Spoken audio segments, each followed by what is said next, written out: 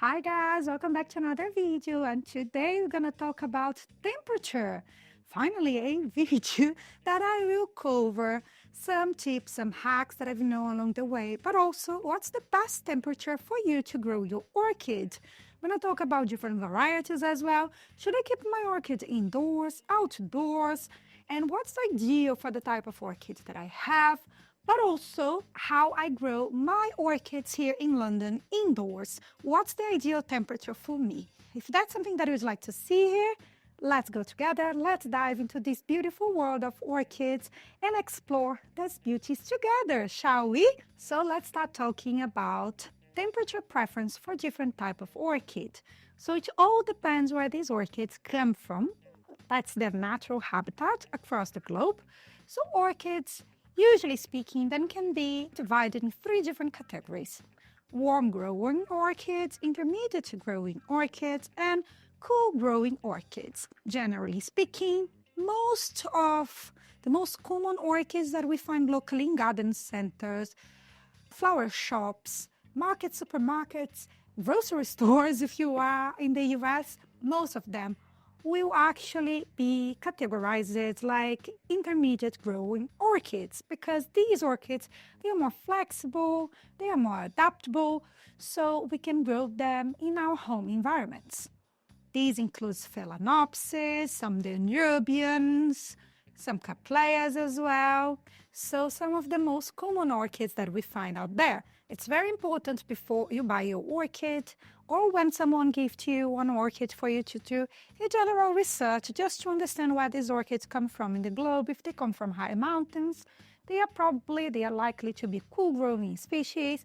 But if someone gifted you, probably was an orchid that you find locally, so they are going to be intermediate temperature type of orchids that comes from tropical countries, and generally speaking, will experience intermediate temperature in their natural habitat most of the year.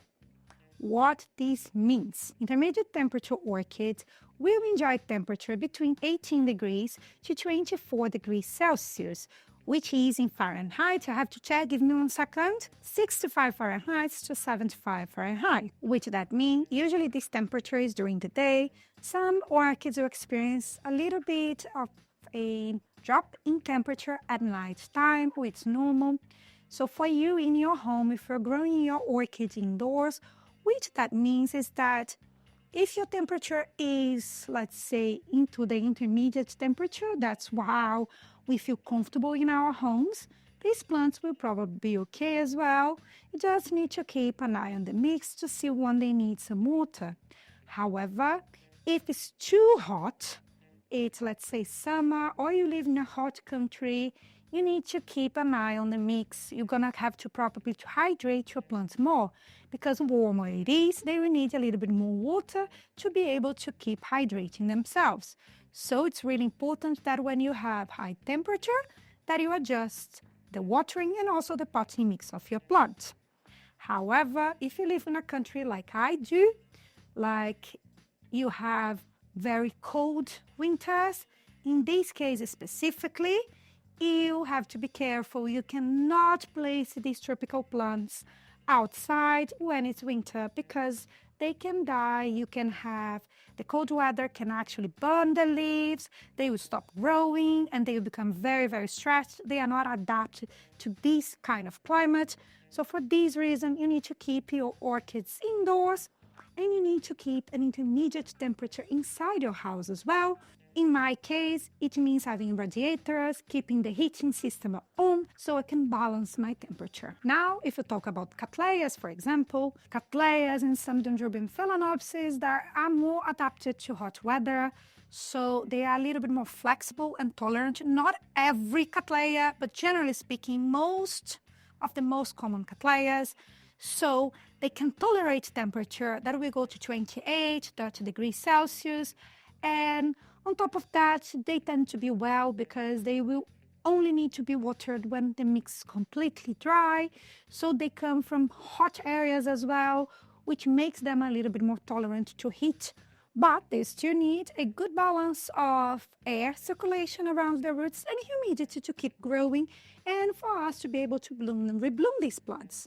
On the other hand, we have Dendrobium nobile orchids that in their natural habitat, they will have warm summers, warm springs, but they will have a drop in temperature when it's winter time. So these plants, they are seasonal orchids, which means that they do need a cool down in temperature to be able to bloom and rebloom. So when it's winter time, for example, they can deal with temperature between 15, 20 degrees Celsius during the day, even a little bit slower, and at night, the temperature can plummet a little bit more, so they can have a proper feeling of winter time coming through. You don't need to water these plants. They will go through a dry period while they are in their winter rest. They will shade some leaves, but they will not shade all of their leaves. There are other dendrobiums that need a proper winter cool down, and they will shade all the leaves, and they will have only bare canes when the temperature drops. Not the case of our nobles. You might have to water maybe once when you see that the canes are shrinking, but they do need a cool down, so maybe at least 10 degrees Celsius at night time for them to understand that it's winter and for them to be able to push out flower spikes and to bloom and rebloom. These plants, we can grow them indoors and outdoors. I mean, all of them you can grow indoors or outdoors. It depends on your climate, to be honest. Some of these orchids, they are epiphyte, so you can put them in, attach them to your tree if you have a garden, or attach it to a piece of trunk out and keep them outside. Just water them, keep an eye on them, and look after them very well. But if you don't have a garden, if you have a flat, you can also grow them indoor. You can pot them up. It's the same thing with Dendrobium nobile. The only difference is with these plants, like the Dendrobium nobile, that will need like a more drastic temperature during winter time than most of other orchids. If you're growing them outside, like here in London, you could keep them outside when it's winter. They would understand the temperature dropped, and then they will be able to push out flower spikes. But as soon as you notice the little dumps, the little flower spikes coming through, ideally you should bring them in, and I keep them in intermediate temperature most of the year, apart from winter. You need to be able to provide them this cool down in temperature, otherwise most of them will not bloom for you. And now when we talk about Phalaenopsis, like this cute one here, they also need a drop down in temperature to be able to bloom and rebloom. So with Phalaenopsis, they are warm to intermediate growing orchids, which means that they need the temperature to fluctuate usually between 20 and 24 degrees Celsius. Some Phalaenopsis, like the Polychilus, they enjoy warmer weathers, and they will push out flower spikes when it's summer, because they only bloom when it's hot. If you live in a country that is hot all over the year, you probably have Polychilus in bloom all the time or most of the time. But for the other Phalaenopsis that we find locally in garden centers, supermarkets, the most common Phalaenopsis, such as this one, they require a cool down in temperature. It's not a massive one, but they need to understand that it's winter. If you live inside a flat and you're growing it indoors, it's perfect. Just the normal cool down that you experience when it's nighttime, it will be able to trigger them to bloom and rebloom. And on top of that, they won't survive outside. They are different from Dendrobium nobilis. They are not as adapted as nobilis to cold temperatures, so they need to have constant intermediate temperature. But when it's winter, the temperature can drop to 18 degrees Celsius, even 20. Some Phalaenopsis will be already pushing out their flower spikes. So most of the time, just keep them in an intermediate temperature, and they will keep growing and growing. Most of our Phalaenopsis, the ones that you find locally, they are all epiphyte. So if you have a garden, you can definitely grow it outside. But if you live in a tropical country that you don't have any differentiation between winter and summer, in this case, these plants will not be able to push out flower spikes because they need this tiny drop in temperature, but that will be able to encourage the flower spike. Okay, so we'll cover some example of intermediate to more like warm growing type of orchids, intermediate growing orchids, intermediate temperature growing orchids. Now let's talk a little bit about the cool temperature growing orchids. These ones for me are the most difficult ones for us to grow in our homes. It is possible. Some of them are a little bit more flexible, more adaptable, so do your research. But some of them will need special conditions to be able to bloom and rebloom, like Draculas, and some other orchids. What I can tell you is that Masdevallia is a good example. Most of them will live in cool regions or in the high altitude mountains. So the temperature will range between 10 degrees to 18 degrees Celsius. So even if you have a warm day inside your flat, they usually enjoy a cool down in temperature at night time. We also have some orchids that will be a little bit more flexible, like the Phalaenopsis or even Alliilers. However, the problem with Masdevallias, for example, is that if they don't have a cool down in temperature, at least at night time, they struggle a bit. And if you decided to give them a very soggy mix, they can have a serious issue with fruit rot as well. So they are a bit more difficult. You need to find a balance. You need to understand the conditions where they came from. Some people can grow these orchids very well because they will have special conditions where they will keep balancing the temperature of your house and also the humidity that these plants are receiving. But when we talk about general orchid growers that have just a flat like I do or growing orchids inside the house, it's a bit more complex because these plants don't thrive in intermediate temperature like we thrive, and like most of the orchids that we find locally will thrive as well. They need some modifications, they need some special conditions. So you need to do your research before you go to an orchid nursery. Just find an exotic orchid. It's amazing to try them as well. You can learn a lot with them, but they are not the easiest one to grow. So we do have orchids that require a little bit more, let's say. These ones are a good example of what happens. So another example of cool to intermediate growing orchids that is very popular, that we find a lot, especially locally here in the UK. You can find in supermarkets, garden centers. They are all over the place, are Cymbidiums. I don't grow any Cymbidium at the moment. I used to have one. They are very large plants and that they can be grown in gardens. So even in a temperate climate like we do have in here, they will enjoy and appreciate it because they enjoy more like the cool to intermediate temperatures between 15 degrees Celsius to 22 degrees Celsius. So when it's summer, they will enjoy the bright light as well, that will keep their structures growing.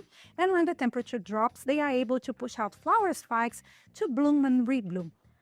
So keep that in mind. If you have a garden and you want to try some Cymbidiums, why not? They are definitely very popular here in the UK. As I said, I don't have a garden, so I don't know if my conditions are ideal for Cymbidiums. I can try one. I've tried one before in the past, but I wasn't successful. Let me know if you have tried Cymbidiums. If you have a ton of Cymbidiums, I'd love to hear from you. So how can you balance the different temperature while growing orchids? I'm going to give you here my experience growing orchids and also what I notice in my country where I come from, and my mom grows orchids in the garden. So the key here is to understand your orchid. So if you live in a country or in a space, you have a garden and you have epiphyte orchids that you can definitely pot them up or attach them to tree trunks. Wait for winter for the temperature to drop a bit. Some of them will bloom. Others will not be induced by a drop in temperature. They'll be able to push out flower spikes all over the year. But if you have sunlight, if you have intermediate temperature, it's just adjusting and noticing your orchid. That's how my mom does it in her garden. So she chooses the space. There are some orchids like Nobilis that they grow a lot in my region because I'm from the mountains. So although it's a tropical country, it has a cool down in temperature. It's perfect for these plants. It's very humid as well. With some orchids they definitely adore. Very good for Cymbidiums as well. So there are some varieties in there. Grow it indoors. That's how I grow my orchids here in London. When it's winter, very, very important to keep the heating system on. Have intermediate temperature most of the time. I do turn off my heating at night time. Doesn't affect my plants as much. They don't grow as quickly as when it's summer, but they will keep growing and they will push out flower spikes because I do have a drop in temperature.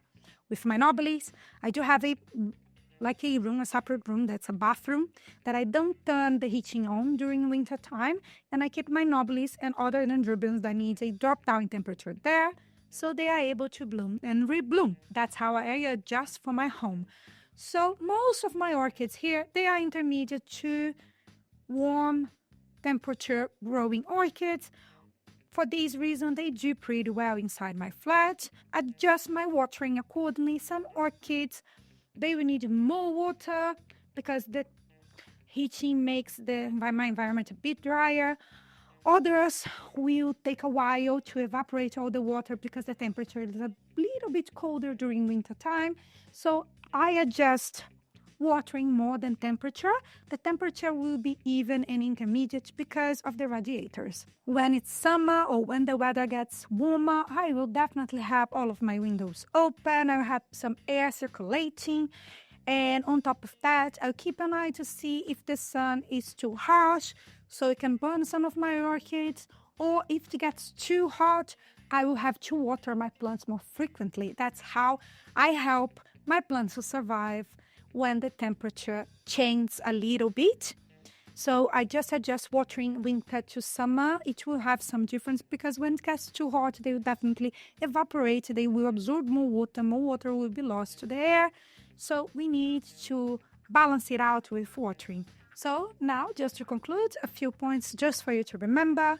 So cool temperature, cool growing orchids like Masdevallias, they will need cooler environment to be able to grow healthily.